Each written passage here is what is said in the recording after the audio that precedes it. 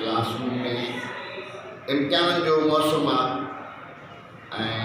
इम्तिहान हलन था तो मुझे करे इम्तिहान से रिलेटेड कुछ क्लिप्स जेके असांखे कल क्लासरूम जो माहौल कीअं हुजे अॼु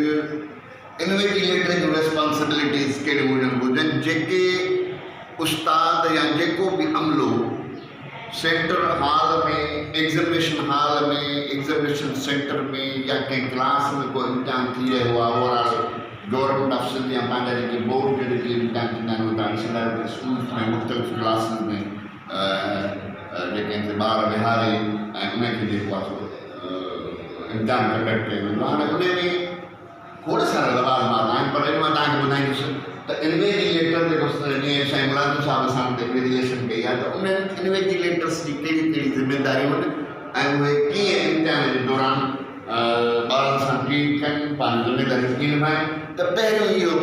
पहिरें नंबर ते ऑटोमेटिकली इहो आहे इम्तिहान जो डिसिप्लिन। हाणे डिसिप्लिन में खोड़ सारियूं टाइम ते पेपर ॾियणु, टाइम ते पेपर वठणु, टाइम सीटिंग अरेंजमेंट, ॿारनि जी का मूवमेंट न,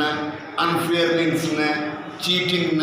कहीं भी किस्म की जेका है वह हर शइ जेका है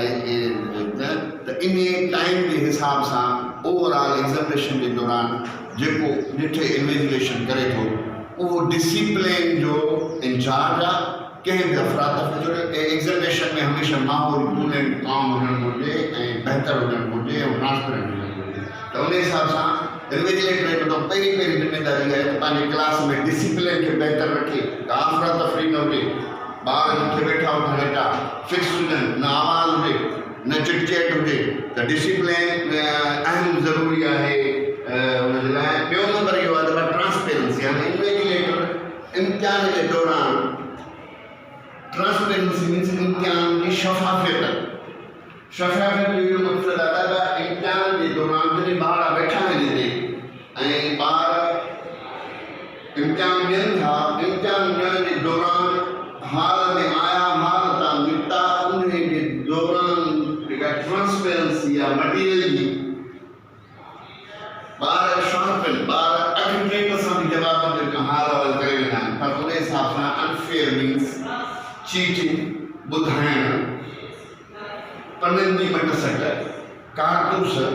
इन्हनि सभिनी शयुनि खे उनखे मॉनिटर करिणो आहे ऐं अहिड़े क़िस्म जी का बि शइ उनखे चांस न आहे ॾियणो त जीअं अनफेयर मीन्स ऐं जेका इहो कापी चीटिंग मैनर्स आहिनि उहे जेके आहिनि बिल्कुलु बि न हुजणु घुरिजनि। तॾहिं असां ट्रांसपेरेंट एग्ज़ाम करे सघूं था। उन खां पोइ डॉक्यूमेंटेशन, हाणे जॾहिं इन्विजिलेशन थींदी आहे त डॉक्यूमेंटेशन में इहो हूंदो आहे त सेंटर मां सुपरिटेंडेंट या फैक्टोटम या ॿिया जेके आहिनि दोस्त उहे उनखे काउंट करे स्ट्रेंथ के हिसाब से जेके आहिनि उहे कापियूं मिलंदियूं आहिनि, क्वेश्चन्स पेपर मिलंदा आहिनि त उन्हनि जी संभाल बि उनखे करणी आहे। वठण खां वठी ॾियण ताईं काउंट करे ॾियणी आहे। जेके ख़ाली मटीरियल में बचे थो त उहो वञी सेंटर इंचार्ज खे जमा कराइणो आहे। डॉक्यूमेंटेशन में ॿियो आहे त कॉपीज़ क्वेश्चन्स पेपर की डिस्ट्रीब्यूशन्स, कॉपीज़ जी डिस्ट्रीब्यूशन्स, उन खां अलावा अटेंडेंस शीट जेका मिलंदी आहे इन्विजिलेटर जे लाइ उहा com and cool manners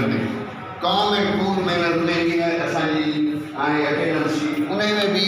disturbance न आहे करणी, उन में ॿारनि ते कूल नमूने सां खणी वञिणो आहे ऐं उनखे पंहिंजी साइन, उन में पोइ कापी जो नंबर, उन में पोइ उनजी सिग्नेचर, उनखे हर शइ करे उनखे कंप्लीट करे पाण वटि रखिणो आहे। ऐं ॿियो इहो बि इंश्योर करिणो आहे त एंसर स्क्रिप्ट ॾियण महिल कुझु नंढा क्लास हूंदा आहिनि, कुझु वॾा क्लास हूंदा आहिनि, वॾा अञा कुझु मैच्योर हूंदा आहिनि, 9, 10, 11, 12, 8 जा ॿार जेके क्वेश्चन एंसर स्क्रिप्ट जे मथां लिखियलु हूंदो आहे नालो या रोल नंबर, त अहिड़े क़िस्म जो जेको आहे उन में इन्विजिलेटर जेके नंढा क्लास आहिनि मोस्टली उन में ॿारनि खे सब्जेक्ट कहिड़ो आहे ऐं डेट कहिड़ी आहे ऐं क्लास कहिड़ो आहे, इहे शयूं जेके आहिनि कोशिश करे इन्विजिलेटर त हे शयूं जेकॾहिं नंढियुनि क्लासिस जा ॿार आहिनि त उन्हनि खे फिल कराइण में मदद करे। हाँ, उन्हें बाकायदे तक वो नहीं थींदो त जॾहिं तव्हां जेका इहा बि इन्विजिलेटर्स खे टिप ॾियां त तॾहिं तव्हां अटेंडेंस शीट ॿारनि खे वञी खणो था ऐं उनखे साइन था कयो त महिरबानी करे जॾहिं उनजी कापी ते साइन था कयो तव्हां त तव्हां उन जा सभु उहे पर्टिकुलर्स जेके मथां त रोल नंबर लिखियो अथई न लिखियो अथई, नालो लिखियो अथई न लिखियो अथई, सब्जेक्ट लिखियो अथई न लिखियो अथई, ऐं मुख़्तलिफ़ क़िस्म जा लवाज़मात जेके आहिनि उहे जेके आहिनि असां उनखे पूरा कंदासीं। हीअ हिकिड़ी कापी बि साईं जेका ॾेखारे रहियो आहे, साईं ड्यूटी करे चुका। हिननि ॿारनि जो इम्तिहान ख़तमु थी चुको आहे, मां त सम्झो त हिनखे डिस्टर्ब असां कयो आहे। हुन खां पोइ हीअ असां क्लिप रिकॉर्ड करे रहिया आहियूं। ॾिसो इन्वेजिलेटर जॾहिं बि वेंदो त महिरबानी करे उन इन्वेजिलेटर ते लाइक इन्वेजिलेटर आहे हिन सही कई उते डेट लॻाईंदो, पोइ हिननि शयुनि खे ॾिसंदो त उहे भरियल आहिनि या न आहिनि त इन्वेजिलेटर उन्हनि खे कोशिशि करे भरे ॾिए त जीअं उन्हनि जा पर्टिकुलर्स जेके हुजनि उहे बहितर छो जो कंहिंजो सीट नंबर विसरी वेंदो आहे ऐं कंहिंजो नाला विसरी वेंदा आहिनि त पोइ उहे चेक करण में ट्रेस करण में ॾाढो प्रॉब्लम थींदो आहे। उन खां पोइ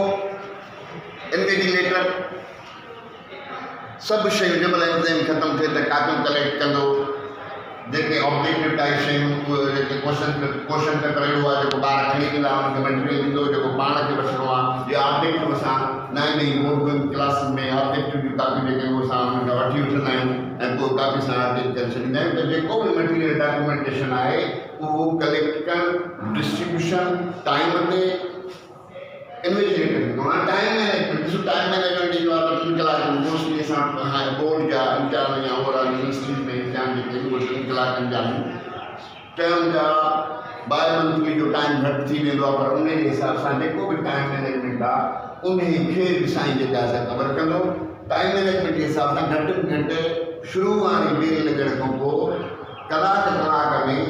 रिदम हल्की आवाज़ में डिस्टर्बेंस पैदा न थिए, वॉल क्लॉक ज़रूरु लॻल हुजे हुन में क्लासरूम में त ॿार पाण प्रेस कनि टाइम खे, पर जेकॾहिं सम्झो था त नाहे किथे त उहो इन्वेजिलेशन जेको करे थो दोस्त उहो हुनखे हर कलाक खां पोइ 15 मिंटनि खां पोइ न हर 15 मिंटनि में डिस्टर्बेंस आहे, पर कलाक खां पोइ जेकॾहिं ॿुधाईंदो त तव्हांजो 2 दफ़ा अनाउंसमेंट्स थींदियूं, हुन में ॿारनि खे ख़बर पवंदी त असां वटि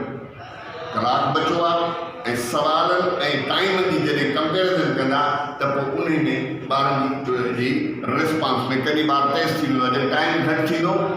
टाइम घटि हूंदो ऐं बर्डे घणो हूंदो जवाबु ॾींदो त पोइ तकिड़ो लिखंदो। पर जॾहिं कुझु छोकिरा अहिड़ा हूंदा आहिनि जेके तमामु घणो मटीरियल पंहिंजी जवाब जल्दी में ॾेई वेंदा आहिनि, पोइ उहे वरी आहिस्ते आहिस्ते आख़िर में स्लो थी वेंदा आहिनि, छाकाणि हुनखे टाइम ॾियणो आहे, MCQs केतिरे टाइम ते ॾियणो आहे, लॉन्ग क्वेश्चन्स पेपर केतिरे टाइम ते ॾियणो आहे, उनजी मैनेजमेंट ऐं उनमें जेको आहे सभिनी जा राइट्स जेके आहिनि उहे थियनि। फैसिलिटेशन में कंहिं बि ॿार खे इन्वेजिलेटर इहा बि रिस्पॉन्सिबिलिटी आहे त कंहिं बि ॿार खे कंहिं बि वक़्तु का बि शइ अहिड़ी ज़रूरत में पइजी वञे जेका अवेलेबल करे रखे। मिसाल तौर ते ॿार खे पाणी जी ज़रूरत पई आहे, ॿार खे पंच मशीन जी ज़रूरत पई आहे, ॿार खे सप्लीमेंट्री जी ज़रूरत पई आहे, ॿार खे का ॿी अहिड़ी सपोर्ट जेका हुनजी जाइज़ डिमांड आहे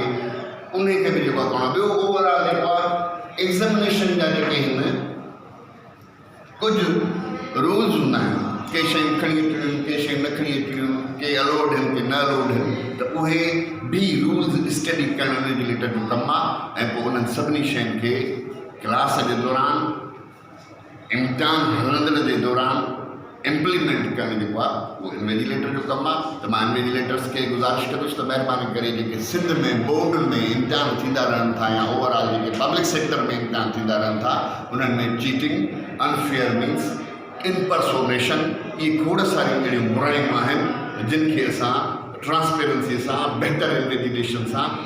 असां उनखे बंदि करे सघूं था, स्टॉप करे सघूं था। इन सां अल्टीमेटली जॾहिं ॿार ट्रांसपेरेंट इम्तिहान ॾींदा त उन्हनि जी असेसमेंट जेका हूंदी उहा बि ट्रांसपेरेंट थींदी ऐं असांखे ॿारनि जी असुलु क्वालिटी जी ख़बर पवंदी ऐं जेकॾहिं असांखे रिज़ल्ट्स बि उहे डेटा जेका हूंदी उहा फेक न हूंदी पर उहा सॉलिड हूंदी ऐं असां पंहिंजे ॿारनि जी उन डेटा के हिसाब से क्वालिटी की भी असेसमेंट कर एनालिसिस कर सघूं था। मां महिरबानी करे सभी सिंध के माण्हुनि खे उस्तादनि खे शागिर्दनि खे बोर्डनि खे गुज़ारिश कंदुसि त इम्तिहान खे ट्रांसपेरेंट रखनि। जेकॾहिं हिकु सम्झो था त मां तालीम जी बहितरी जे लाइ त प्लीज़ मुंहिंजे चैनल खे सब्सक्राइब करियो। Thank U very much.